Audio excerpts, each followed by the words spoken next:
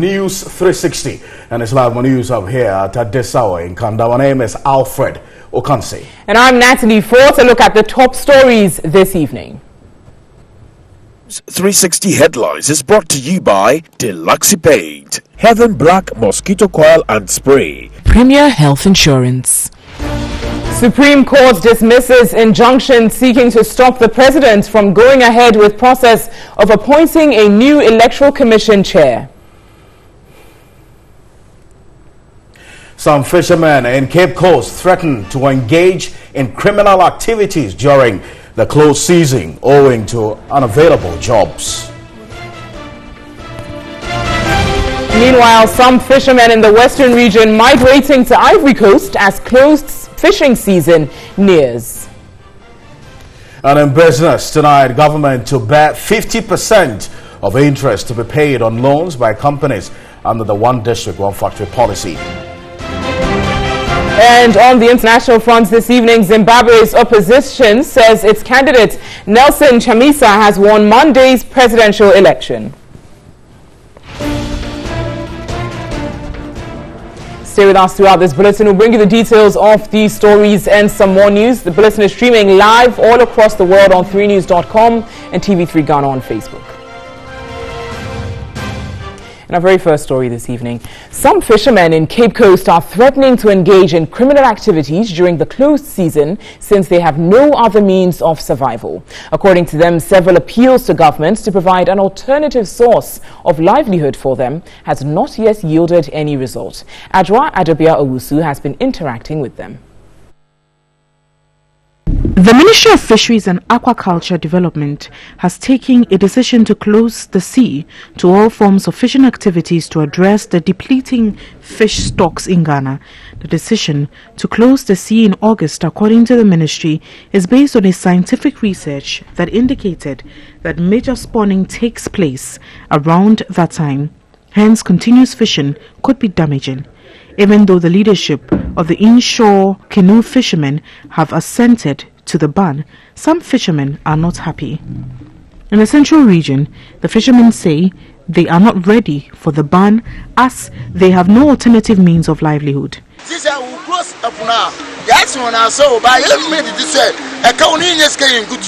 the banning, we understand, but we would not get money to pay our loans, nor take care of our children.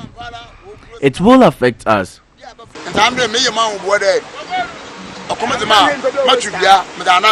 They want government support as the ban takes effect.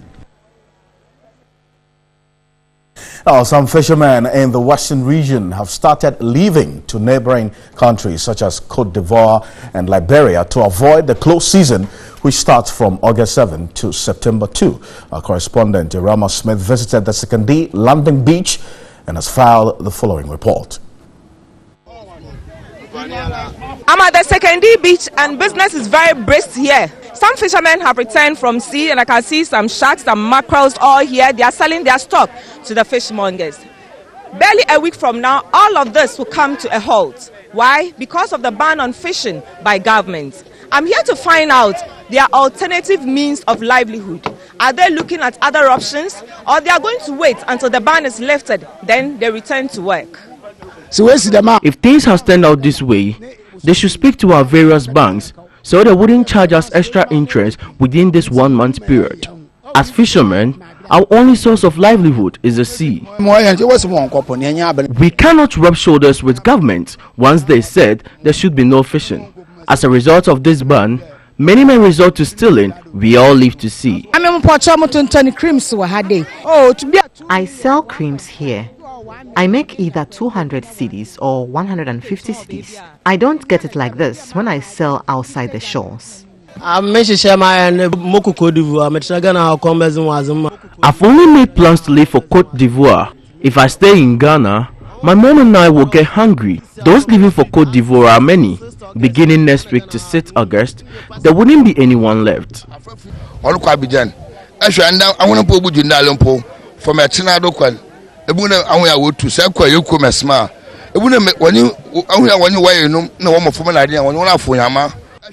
Almost everyone is traveling to Cote d'Ivoire. When you get to our hometown in Esima, every family is leaving for Cote d'Ivoire. From next week, there wouldn't be more than 100 people there. Over here in Sekondi, drivers will not get access to passengers, as most have left for Cote d'Ivoire, Liberia, and Sierra Leone. When you buy your fish and you want it to be smoked, then they take it, clean it up, and then smoke it for you. I'm going to find out from her what their preparations are also towards the ban. We've not made any preparations as we are just laborers. When someone buys fish, they give it to us so we can scale off and smoke, and we get paid for that. It is obvious that these fishermen are not prepared to lay down their tools. They will rather migrate to neighboring countries like Ivory Coast, Sierra Leone, and Liberia. Well, the coming weeks will tell whether the Fisheries Enforcement Unit of the Marine Police will have a cordial relationship with them or will hunt them down. Reporting from Sekondi Beach, Irama Smith for TV3 News. Meanwhile, the Minister for Fisheries and Aquaculture, Elizabeth Afole-Kwei, says government will go ahead to place a ban on fishing despite opposition to the directive. Speaking on 3FM's morning show Sunrise on Tuesday, the minister said alternative livelihood measures are being put in place to mitigate the effect of the ban on fishers. The implementation of the closed fishing season will come into effect on August 7 and end on September 4, 2018. The move, according to the Fisheries Ministry, is to allow the fish to spawn to improve Ghana's dwindling fish stock. There's been stiff opposition to the move, particularly from the Ghana Canoe and Fishermen Council, on the timelines of the implementation. The fishers argue they were not consulted prior to the implementation. With barely 7 days for the directive to take effect, the Minister of Fisheries and Aquaculture, Elizabeth Afole-Kwei, on 3FM's morning show Sunrise, said the ban will take effect despite opposition. There are those who are of the view that we should extend it to or send it to next year.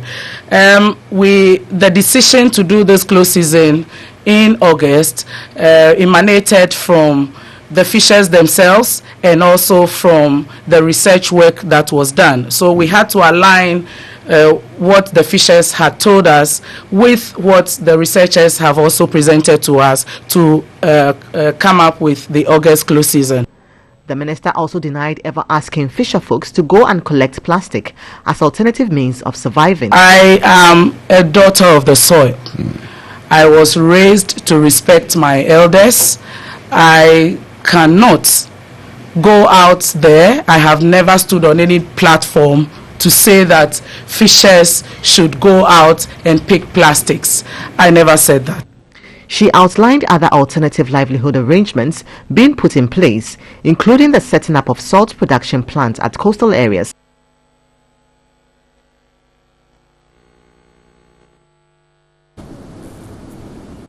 We're watching exactly what's going to be happening ahead of the close season, which is just some 7 days away. But away from the seas, the Supreme Court of Ghana has dismissed an application seeking an injunction to stop the president from going ahead with the process of appointing a new electoral commission chair. The court noted that the Constitution, Article 22, makes provision for remedies of a reinstatement if the court determines Charlotte Osei's removal as unconstitutional.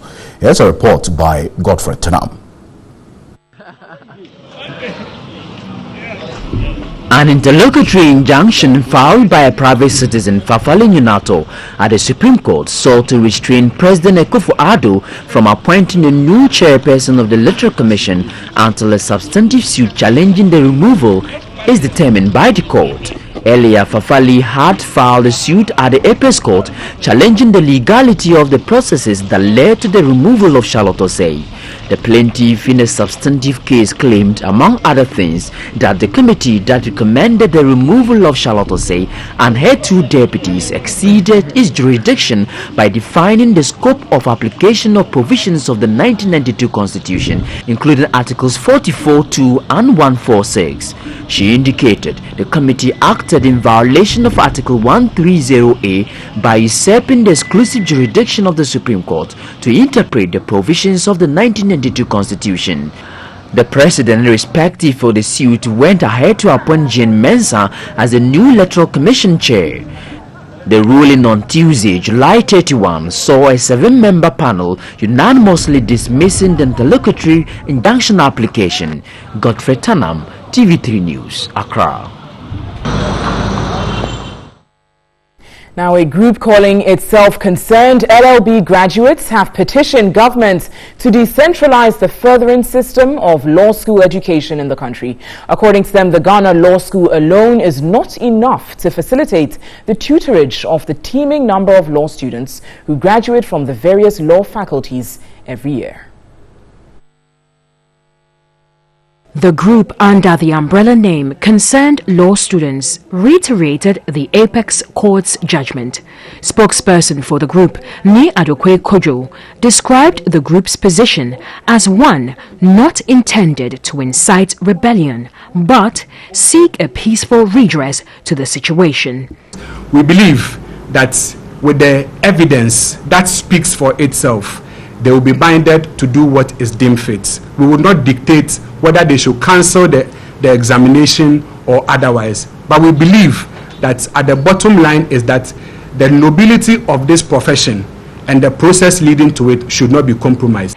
A leading member of the group, Taria Foster, proposed other alternatives the General Legal Counsel could explore. So there is a provision in the Act that allows private universities to also take part in training students for the professional exam. So we understand they are constrained with their space. We don't care, but let them give us the opportunity to study in our own comfort and rewrite the bar exams. That is what we are calling for.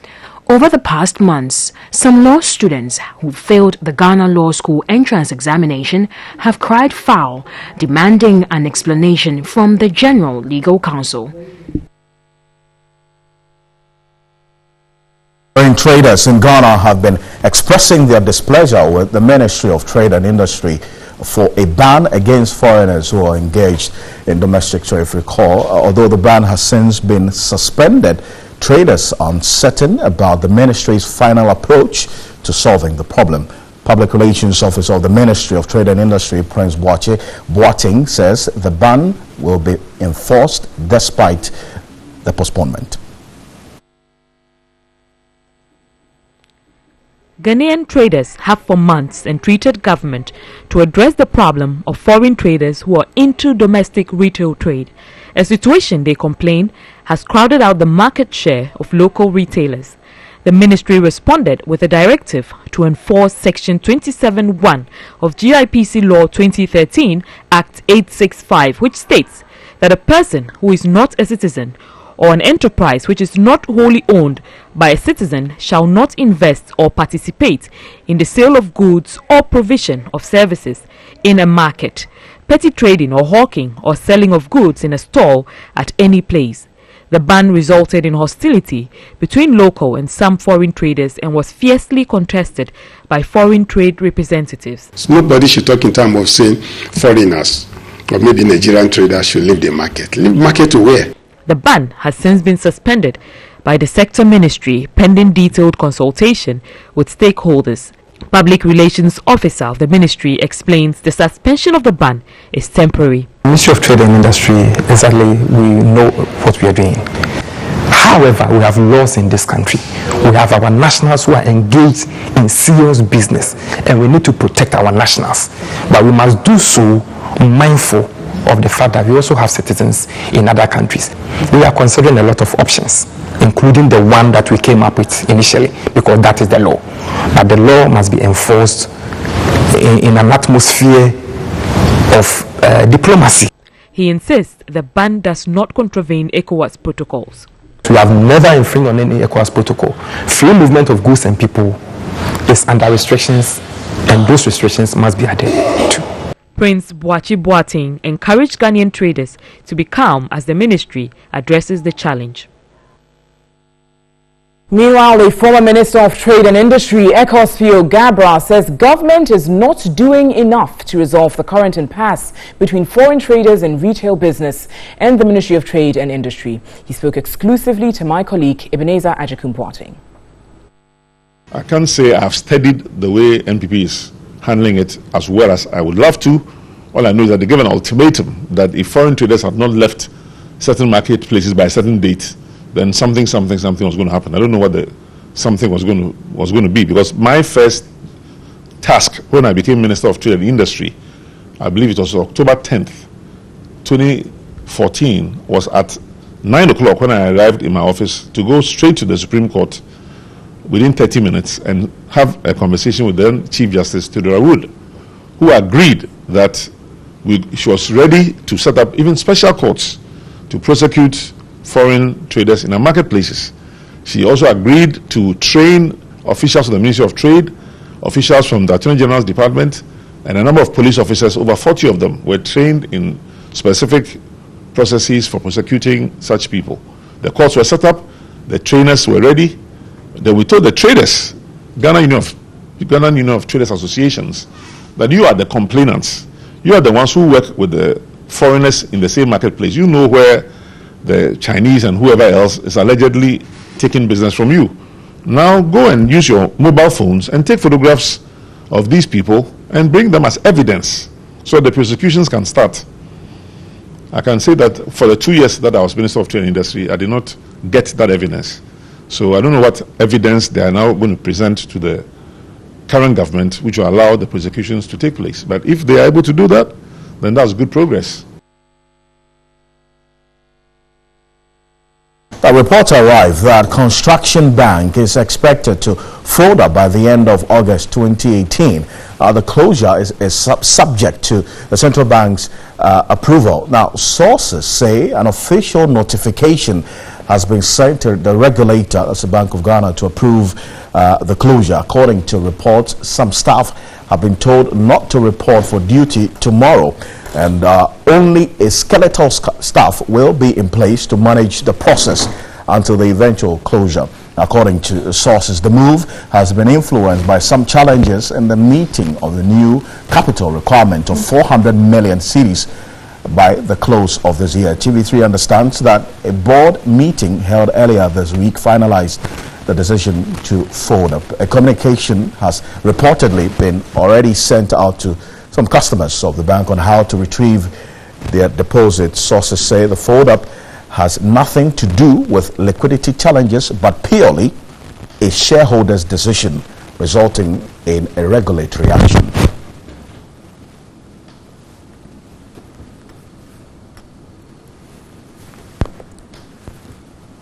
And we'll bring you more on that in subsequent bulletins. But you're still live here on News 360. And an MTN Vision reports this evening, our citizen journalist, Tonight's Edu Boahene Edward, is reporting on the poor state of a road at Uhuim in the Ashanti region.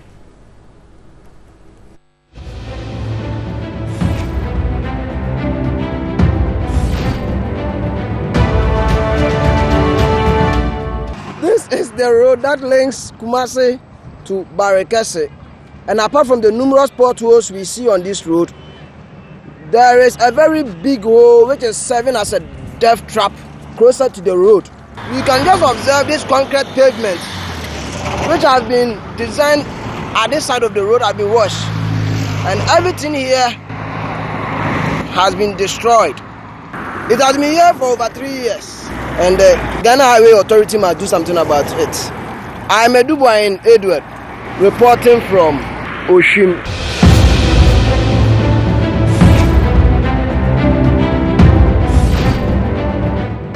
Remember that you can also send your vision report via our WhatsApp number. It's 055-1433044. That's 055-1433044. We'll be back shortly with some more in the world of business. Do stay.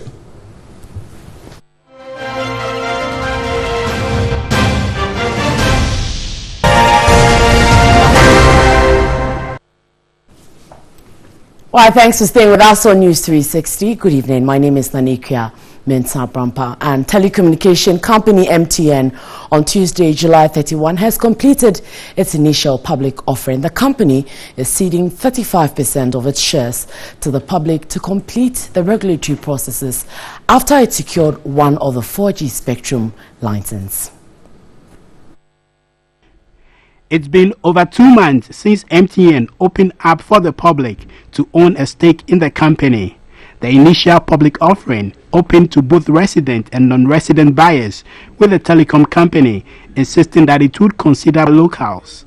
MTN is targeting an estimated 3.5 billion cedis when it closed its IPO by 5 p.m. Tuesday.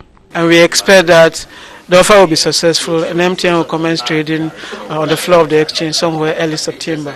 But the IPO has not been without controversy, one being that it is contributing to the cedi's sharp depreciation over the past 3 months. Right from the beginning, Bank of Ghana, MTN, were at pains to assure the market that even if all the funds we were raising were in Forex, the repatriation will be done in a phased-out approach. So that assurance is there right from the beginning. It has nothing to do with recent experiences as far as the dollar is concerned. It's rather more to do with the sell-off of non-resident investors as far as the market is concerned because of the Federal Reserve rate that were raised and the fact that some of them are also taking profit out of whatever they've earned to date. The process should help MTN to meet all regulatory requirements by the National Communications Authority when it purchased one of the 2 4G spectrum licenses in 2015.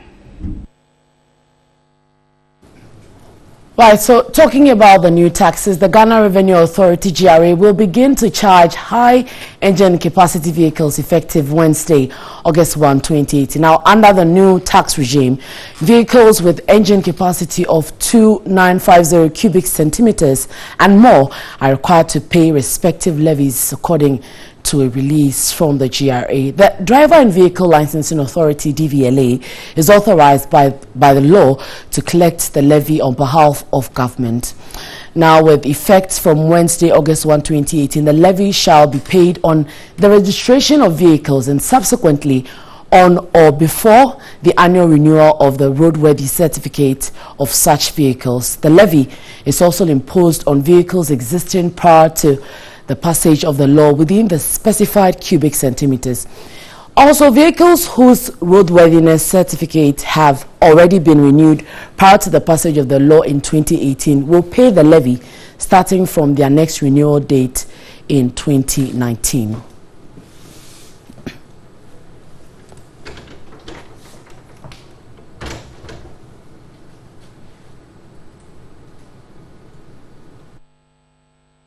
All right, so a quick breakdown talking about the imposition of the levies from the Ghana Revenue Authority per the engine capacity and how much levy these vehicle owners will be paying. And the engine capacity is in cubic centimeters, but just converting to the liters that we are used to, it means that if you have a vehicle which has an engine capacity of 2.95 liters to 3.549 liters, you'll be paying 1,000 Ghana cedis.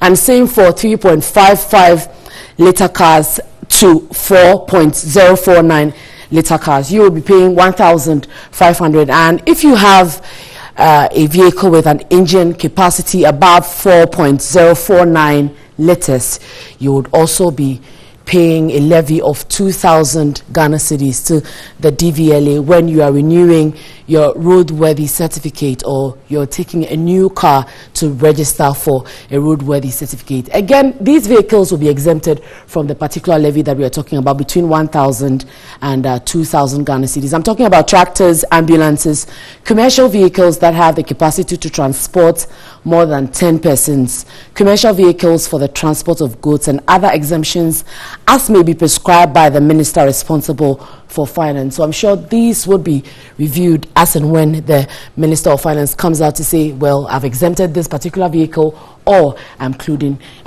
this particular one. So that is it there from the Ghana Revenue Authority. Take note if you have a vehicle of that engine capacity.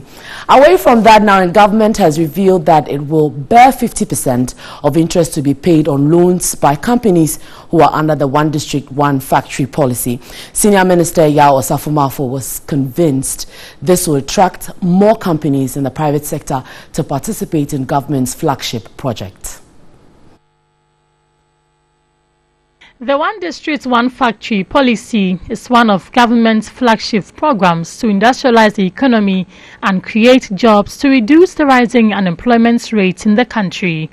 Under the project, each of the 216 districts in the country is expected to have at least one factory based on the predominant trade or natural resources in the community.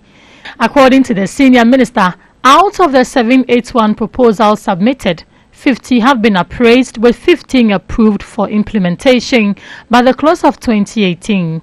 Speaking at the Graphic Business Stanbic Bank breakfast meeting in Accra, he said government will pay 50% of the interest to cushion the companies. What the government has decided is that the government will absorb 50% of the interest rate on these 1D, 1F companies, so that determining what is bankable will be done by the professionals. When you have been appraised, you have been shortlisted, you have qualified, the cost of money to you will be shared between the government and yourself. We will subsidize the interest rate. He disclosed that Cabinet has approved 236 million cedis to be disbursed as stimulus package to struggling companies.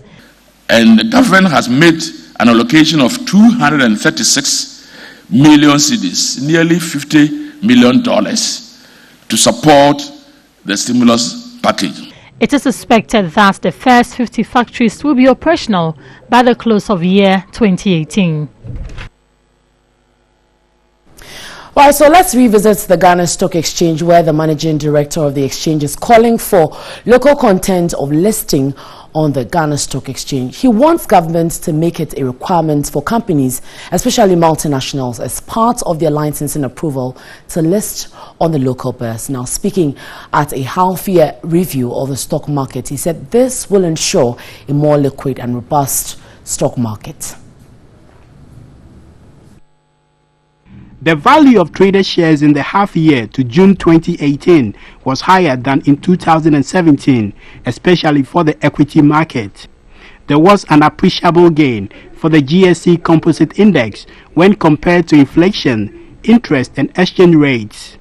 Half year 2017, the GSE Composite Index stood at 16.31%, whereas the half year 2018 gains stood at 11.62%. Total worth of listed companies at half year stood at 59.46 billion cedis, a 7% decrease compared with the same period in 2018. We want to see a number of companies in certain sectors, especially those who require licenses. We've talked to Bank of Ghana about that there's no point in licensing a bank when there's no condition that in due course along the line that bank must be a public listed entity. Anytime they require license, because all these sectors, they require license to operate. You cannot operate a mine without a license. You cannot go into the oil sector without a license. That is the trend of, or the line of thought of our advocacy. The half year saw continued interest from corporates in the issuance of fixed income securities, as well as a flurry of corporate actions of bonus and right issues by listed banks towards meeting the 400 million capital requirement. Earlier in the half year, we were much higher than the present 12-13%. Besides, some of the listed companies have done better in 2018 than in 2017. Others were on the other side. So it's just as the macroeconomic indicators also show. The Deputy Managing Director of the Ghana Stock Exchange, Eko Afezi, indicated the West African stock market integration is on track. There's a regulators forum, and we'll be meeting very soon to give us approval for the harmonized rules to take effect. So we are hoping by end of the year that will happen. And if it should happen, then we'll move to what we call the second phase of integration, where we'll allow brokers to trade across West Africa. You're a broker in Nigeria, you can trade in Ghana, you can trade in Cote d'Ivoire.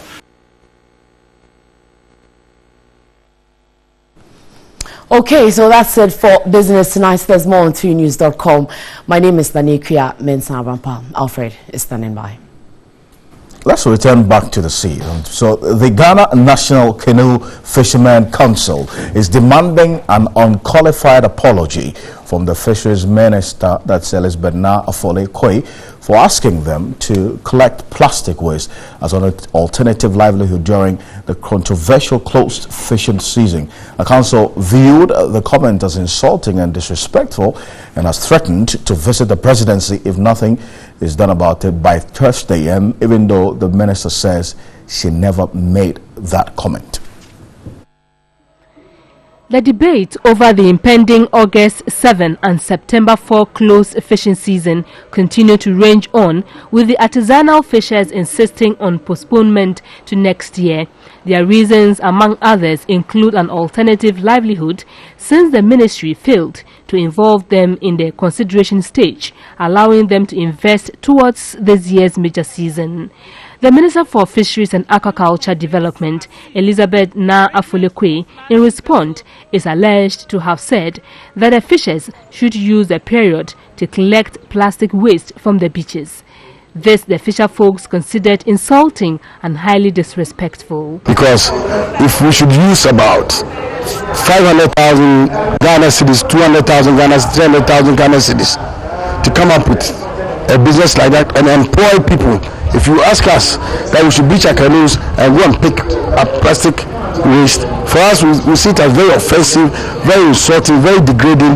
And again, it is a clear sign that the Honourable Minister has lost touch with her fishermen. She has insulted us all. Her pronouncement means she does not understand the work she was asked to do. She spoke like someone who was hired to condemn us. Government should counsel her to withdraw the statement. The Ghana National Canoe Fishermen Council, after an emergency executive meeting, demanded an apology. We find it very, very unfortunate. A statement that is very, very unfortunate and very offensive. And we should let the whole public know that we are very, very angry. She should come out with an unqualified apology. The council again reiterated its call for the withdrawal of the closed fishing season for this year. They vowed to visit the presidency on Thursday if their concerns are not addressed by Wednesday, August 1. All we were asking for is a review of the directive. How can that warrant such an insult on us? Some of us can be her father. She should withdraw the statement and apologize. If she fails to do so, we will advise ourselves. There can be no result even if we observe 3 months closed season if all the illegal, unreported and unregulated fishing practices are not eliminated. We want them to call it off this year so that we can together tackle the challenges head on. The council, however, called on members to exercise restraint and act with caution even on the face of extreme provocations. Some other news this evening. Traders within the La Nkwantanang Medina Municipal Assembly have been cautioned to desist from conducting business on pavements and other unauthorized places. This follows an ongoing decongestion exercise in the municipality. Selling at unapproved places is against the AMA Hawkers bylaw and Section 117, Clause 1 of the Road Traffic Regulations.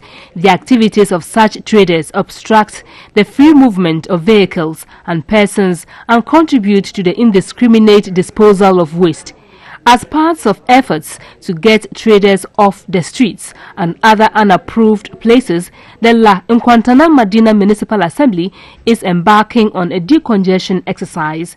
The road has been constructed for vehicles, motorbikes, bicycles and pedestrians, but they've decided to take over greater part of these places. So we further decided that we are just going to move them from that particular place. There will be an easy flow of traffic. The Municipal Coordinating Director, Charles Ashali Jani, said the Assembly has taken steps to prevent traders from moving back to the streets.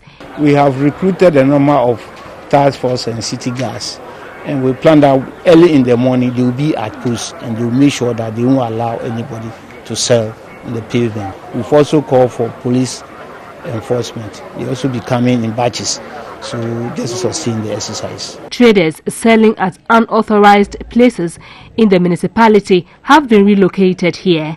Although they lauded the exercise, they however appealed to authorities to make the place more conducive to help boost their business.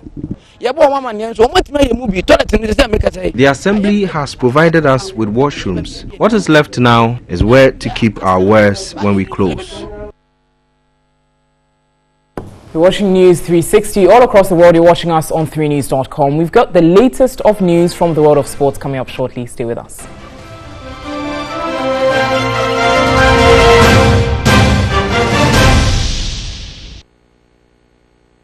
Will open their 2018 FIFA Under-20 Women's World Cup campaign against hosts France on Sunday, August 5, 2018 at the Stade de la Rabine, Venice.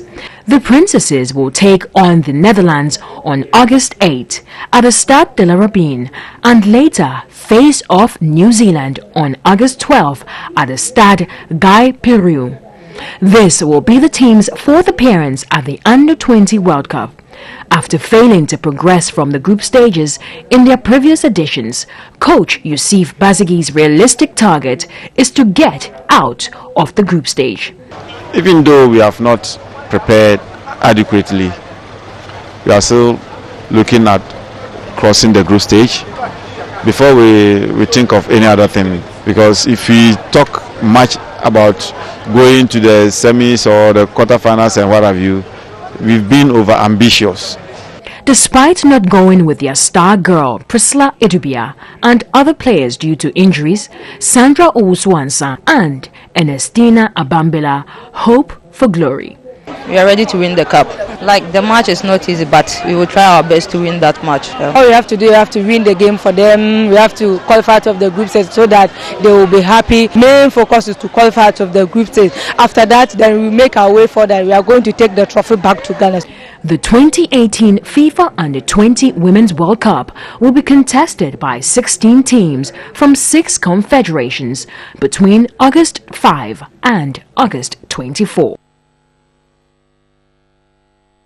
All right, so that'll be it then for sports right here on News 360. But we've got more sports for you later at 10:30 p.m. on Sports Unlimited right here on TV3 with me, Thierry Nyan. I'll see you some other time.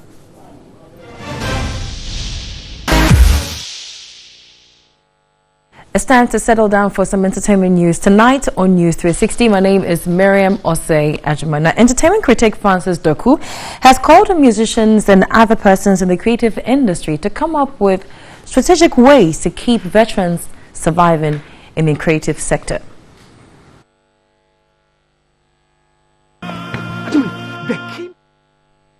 The king has planned evil against you. The issue of some veteran entertainers struggling to make ends meet after leaving the scenes has become a growing trend in the arts and entertainment industry. Many industry players and stakeholders seek to find solutions to curb the situation. General Manager MG Digital Francis Doku blamed it on the poor welfare system in the country. The simple reason, which is a conversation that has been had for a while, is because maybe they don't invest when they had, the opportunity to do so when they were in their prime and they were making a lot of money. Probably they didn't save much for the future. So that's usually the explanation we get. But I think it's also because of the kind of system that we have. Generally, we do not take welfare issues too seriously as a people, and issue that happens to popular people, not only musicians, sometimes actors, actresses, and others, footballers, and all, is symptomatic of the general condition of our people. He cautioned persons in the industry to seek proper counsel with regards to what to invest in when in their prime stages in life. There are many financial institutions that have products that cater for people who earn irregular income, so that you can put your money somewhere and then you'll be giving some money on a monthly basis. You may need to talk to people. You may need to talk to your manager, which also means that you need to get a manager who would advise you well, or agent who would advise you well, and they should think about those things that will help you save money, and all that. So you don't rely on your own counsel all the time, but there will be people who can advise you on how to do these things. There are support groups, there are associations that can help, there are financial advisors, there are managers, and all that. So rely on these people and not just on their own counsel all the time. So let's move away from music and come to pageantry. Winner of 2017 edition of Miss Ghana Beauty Pageant, Margaret Derry, has resigned after 8 months of being crowned a queen. Margaret Derry, who won the crown in October 2017, says she is no longer interested in holding the crown as Ghana's beauty queen. Margaret recently took to Twitter to advise young ladies to stay away from such beauty pageants because not all that glitters is gold. Her tweets read, "Being a Miss Ghana queen has honestly been one of the worst experiences of my life. Yeah, I know it looks good on the outside, but it's just a big sham in the inside. All that glitters is not gold. Ladies, you don't need a crown on your head to succeed." This tweet follows a series of tweets by the beauty queen.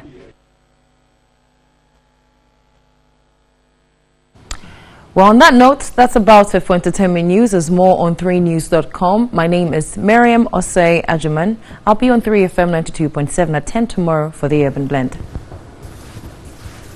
Oh, yeah. Thank you, Miriam. I was hoping you were going to say something, but you didn't. So I'll forgive you. Well, that's because usually when it's stuff like this, the coming days will reveal a lot. You remember the past queen who also didn't get her prizes.